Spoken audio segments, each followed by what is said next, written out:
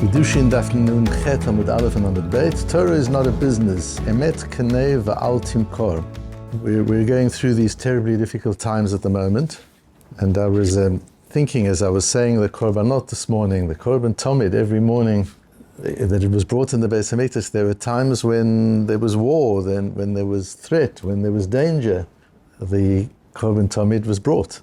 Nothing was put aside for that, and how important it is in times like this that the tamidus, that the consistency of minyanim, of davening, of shuls, of learning continue. Yes, one has to be careful, and there are rules and guidelines, but if we learn every day and we daven together every day, now it's even more important. This is not a time to weaken, this is not a time to slacken, this is a time to be more meticulous than ever about the hatmada.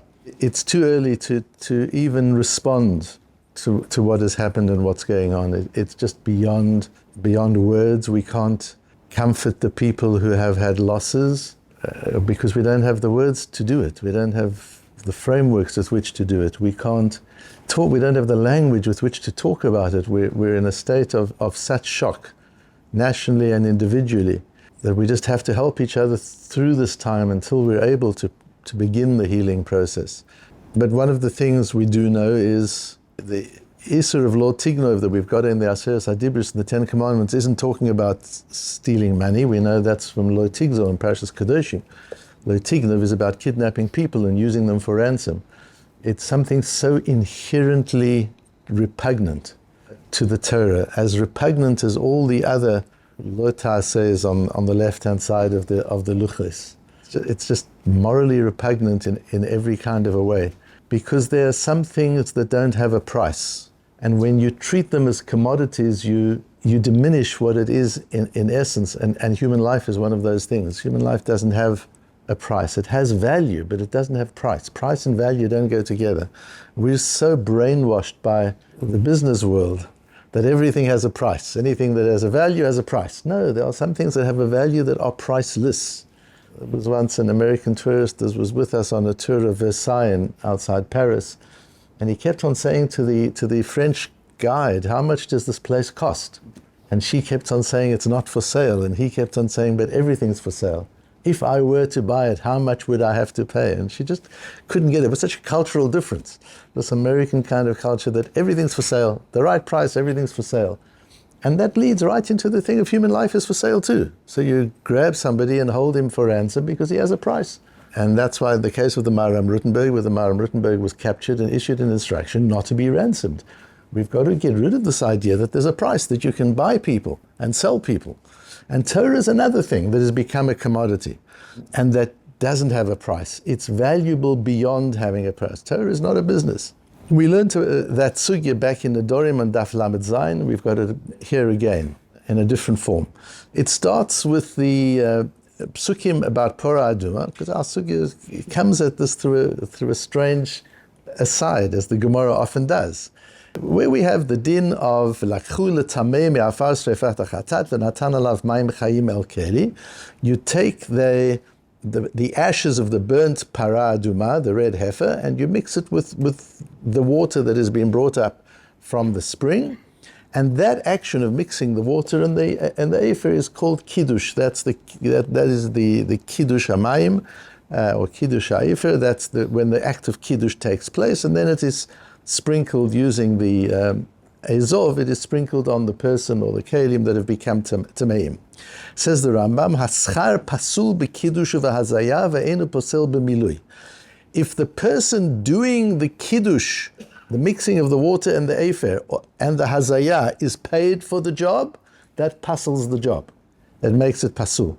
Ve'enu posel b'milui. But if you pay somebody to bring the water up from the spring, that does not disqualify the paraduma. Says our Mishnah on Amud Aleph, Hamakadesh b'trumot v'masrot v'matanot v'mei chatat v'efer chatat. If one uses, among other things, the water of the paraduma or the ashes of the paraduma, harezi mekudeshet, and you use that to be mekadesh a woman, she's mekudeshet v'afilu Yisrael, even if he's a Yisrael. The Gemara goes into it. Rashi says the reason the Gemara, at this point, the Gemara assumes the reason is because Tovat Hana'ah is considered mammon. That means if all I own is the right to distribute something, I don't own the thing, I just own the right to distribute it, like Trumas and Maisus, it belongs to the Kohen, it belongs to the Levi, it's not mine. But I can choose which Kohen to give it to and which Levi to give it to. That also has value. Does it have a price? It has value, does it have a price? That's the machlokas in the Gemara as to whether Tovas Hano is considered mammon or isn't considered mammon. In our sugya, it emerges that Tovat Hana'ah, just the right to be able to distribute something, is too intangible to be considered an asset.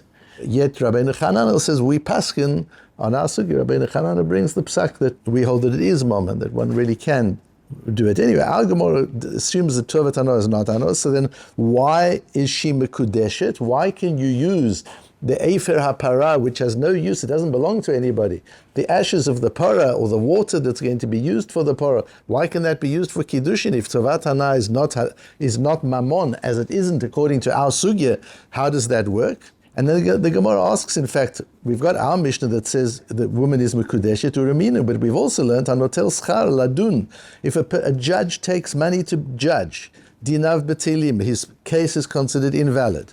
Laha'id, idator betela, if somebody's given money to give evidence, the eidus is bottle. Lahazotu lekadesh, if somebody's given money to sprinkle or to mix the water with the efer, then meimav meimarav efro efer makler, then the water is just ordinary water and the ashes are ordinary ashes. There's no kedusha in that particular mixture. Omer Abaya loy kashya, says Abaya, not a question. Kan bischar hava'a umilui, kan bischar haza'a v'kiddush. One is talking about whether you're paying the person to carry the water, to schlep the water, or you're paying them to do the mitzvah of haza'a and kiddush and haza'a. If you look at the Brisa, you'll see it says mei chatat and efer para separately. If you look in our Mishnah, it says it separately because we're talking about the waters of the chatat and the efer of the para before they're mixed, not the act of mixing them together, the act of bringing them to the place where they're going to be mixed.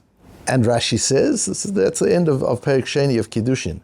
Because in the act of mixing, says Rashi, deleka tircha. What are you being paid for? You're just mixing the water and the efer. What are you being paid for? One is paid for something that requires effort, that requires talent, that requires time, just to mix the water and the efer. How can you claim for that? All you could say is maybe I'm teaching others how to do it. While I'm doing it, I'm training other kohanim as to how to do it.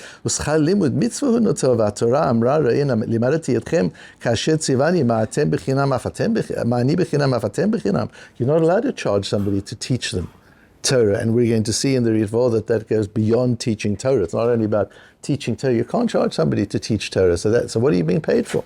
And we learned in the Matmonim back in the Dorim, we learned the Tosfos that says, where do we learn this from? Moshe probably wasn't paid when Moshe says, you need to teach the Torah to others the way I've taught the Torah to you. And I've taught the Torah to you, probably he wasn't paid, says Tosfos, because he was wealthy. Why would he need to be paid? And the Rosh says it's not because he wasn't wealthy, but because we learned the Gzera Shova in Gemara in the Dorim, on Daf Lamed Zayin, that lelamed etchem chukim u'mishpatim. Hashem says, I've commanded He has commanded me to teach you the chukim u'mishpatim, and re'ei limadeti etchem chukim mishpatim. We learn from that, says the Gemara there, ma'ani bechinam, afata bechinam, that Hashem says the same as I teach Torah for nothing, you too have to teach Torah for nothing. And what's important in this, it's not just talking about an issur of taking money for teaching Torah. It's talking about corrupting Torah. It's not just teach Torah this way or teach Torah that way. No, you've got to teach Torah for free. You shouldn't take money for Torah. No. As we see, if we learn this Gemara properly, and we'll see now in Rabbeinu Bechaya, it's the corruption of Torah that comes when you treat Torah as a business. When you start advertising and you start doing PR for Torah and you start fighting over who comes to your shul and who comes to another shul and who comes to your shiur and who comes to another, and there's competition and there's money involved and there's salaries to be paid. And now it becomes a bureaucracy. You corrupt the Torah. It's no longer Torah. It becomes a business. Says Rabbeinu Bechaya, he brings the pasuk from Mishlei, Emet kenei va'al timkor. Acquire truth. Don't trade in it. Don't sell it. If you have to pay to acquire it, then you pay. Do whatever you need acquire chokhmah, but don't sell it, don't trade in it. Chokhmah u'musu revino, says the Malbim shelo tekaneu kesocher hakoneh al manat limkor b'mechir acher. Don't invest in Torah as something to sell, a way to earn a living, a way to establish a profession. That's trading. You can't trade in Torah. The Ramban says, on this pasuk he says, he says, Ki b'chukim u'mishpatim to'elet gedolot shehem tiferet lo'oseihem min ha'adam. Because Torah glorifies a human being. Ve'afilu son'eihem yeshabchu otam bahem. Even those who hate us have to admire the impact of the mitzvahs on us. That's when we're living Torah correctly. When Torah becomes an industry, nobody looks at us and says, I want to be frum like them. I want to go to yeshiva like them. When we see in the country today, when we've got situations when the non-religious look angrily at the religious and resentfully at the religious, they're not saying, I wish I could study in yeshiva like they do. They say, what a chutzpah that they're studying yeshiva and I'm paying for it. They see no value in it. Who is responsible for that they see no value in it? We've made it into a business. We're competing with their businesses, except we're not paying taxes. We're not adding to the economy. We're just sitting in yeshiva. But we've made it into businesses. And they're looking at it, they're not understanding it. Says the Ramban, that's not why to keep Torah mitzvahs. Torah mitzvahs should be something that glorifies us, that people look at us and they say, I want to be part of that too. That's amazing. That's what Torah mitzvahs is. And you corrupt that when you bureaucratize it. You corrupt that when you institutionalize it. You corrupt that when you politicize that. And we tend to do all of those things. There's a beautiful ritva on our piece where he quotes from the Ramban and he expands this further. Firstly, he says, all of this is absolutely right, but there are times when you need to pay and there needs to be money involved, but not in a way that corrupts. And the only way that can be is schar batala. If you take somebody who's earning a living in business or who's earning a living in a profession, you say to him, we would like you to give shiurim. It's a waste for you to be in business. We would like you to be teaching Torah. We would like you to be paskening shailas. We would like you to be a rov in our community. So then you've got to compensate him for what he would have made as a businessman or as a professional in whatever area he was. That's schar batala. And all the Rishonim say that's in order, if that's what you're doing, that you're compensating him to stop working in order to devote himself to what needs to be done in the Torah. And he says, but certainly there are also things where it's more like the schlepping of the water. For example, the shochtim, you can certainly pay them. He says, because they are like the hanu po'alim ninu v'lav schar horahu. They're workers. The shochtim are workers. They're doing a job of work. There's effort involved. It's like carrying the water to the afer. It's not the mixing. It's not the kiddush of the afer and the mayim. It's carrying the water. That's the shochtim are doing a job of work. So where somebody's doing a job of work, you need to pay them. And then the Ritva goes on very beautifully, V'hu adin berofei demutar litol schar betela. A doctor also can only be paid for what he could be doing if he weren't curing you. You're not allowed to pay to cure a person. You're not allowed to charge somebody to be their doctor. And he goes through and he says, because that's avedat gufohu v'rachmana amar v'hashevot alo. A person's lost health is lost property. And the same as there's a mitzvah, if somebody's lost their property, you restore it for them. You don't say, now pay me. That's a mitzvah. You restore it to them. And if you're a doctor and somebody's lost their health and you can restore their health to them, you don't charge them for that. That's something you do as a mitzvah. So with the doctor also, the only way that the doctor can charge is schar batala. If I weren't doing this, I would be earning a living some other way, because here it also applies. Ma'ani b'chinam afata b'chinam. It's amazing, the Ritva, this is in the name of the Ramban, extends this to other chokhmot. And he says, Hilkach schar ha-chokhma v'halimud asur kischar ha-zahav v'kiddush. All chokhmah and limud, teaching people wisdom, teaching people knowledge. You can't charge for that. You can pay them for what they're losing by teaching. Then he goes into the issue of both a doctor and a rov. Not to be a doctor if you don't know what you're doing. Not to be a doctor if there are better doctors than you available. Not a paskin shailas if you don't know what you're doing, and so on. He goes through very, very beautifully, and what the responsibilities of those are. And it's really important. In a lot of the work that I've been doing over the years with law enforcement, with the health system in the United States, both with the educational system, one of my messages to them is, yes, there are things you can learn from business, but you are not a business. And how I know that you're not a business is because your product can't be paid for. In every business, I make a widget, and the widget costs $10, and I charge my customer $10. That's my business. It costs me $8. I sell it for $10. That's my business. But what am I going to charge? What is education worth? What is healthcare worth? What is law enforcement worth? What is it worth? There's no way anybody can pay for it. So what business have you got? You've got a product that nobody can afford. That's not a business. Yes, there are things that you can learn from the business world, disciplines that you can learn, but you're not a business. And we need to understand that, and Torah is not a business. Education is not a business. This is something one has to have a completely different attitude towards.